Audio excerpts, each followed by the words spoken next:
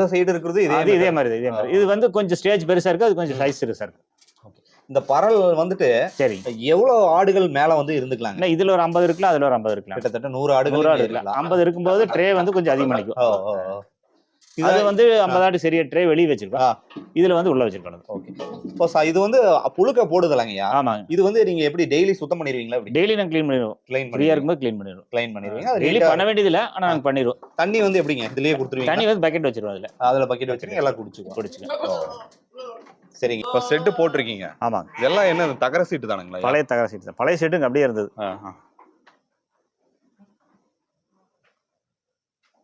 இதெல்லாம் மூங்கில தானே நீங்க பாக்கு தப்பை நல்லா தாங்குங்களா ஐயா? ஒன்றும் தொந்தரவு இல்லை, போதுங்க. இதே இறங்கும் போது மட்டும் கொஞ்சம் கவனமா இறங்கணும் இல்லைங்களா? கொஞ்சம் டேப்பர் கம்மியா போச்சு, இறங்கல. கொஞ்சம் ஜாஸ்தியா வச்சிருந்தா ஈஸியா இருக்கு. பாத்துறீங்க இல்ல, ஒன்றும் பிரச்சனை. சரிங்க. இங்க ஒரு ஆடு இருக்குது பெருசா, அது ஜமுனாபாரி. என்ன ஆடுங்க இது? ஜமுனாபாரி. Jamunapari original breed. இது எப்படிங்க? இது ஆக்சுவலா பிரீடிங் கோசரம் வச்சிருக்கேன். கலப்பினம் தான். இல்ல ஒரிஜினல் ஜமுனாபாரி ஒரிஜினல். இல்ல பிரீடிங் எல்லா காது பெருசா இருக்கறதுனால ஜமுனாபாரி பொட்ட ஃபீமேல் இருந்தா அதுக்கு வெச்சுக்கலாம். இது ஸ்ரோயிக்கு வெச்சுக்கலாம். அது ஆக்சுவலா 4 பல் ஆயிடுச்சுங்க. இன்னொரு 2 வருஷத்துக்கு வெச்சுக்கலாம்.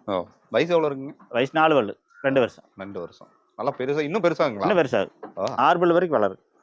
எப்படிங்க இப்போ செம்மறி லைவ் வெயிட் பாத்தீங்கன்னா இப்ப 45 கிலோ இருக்கு.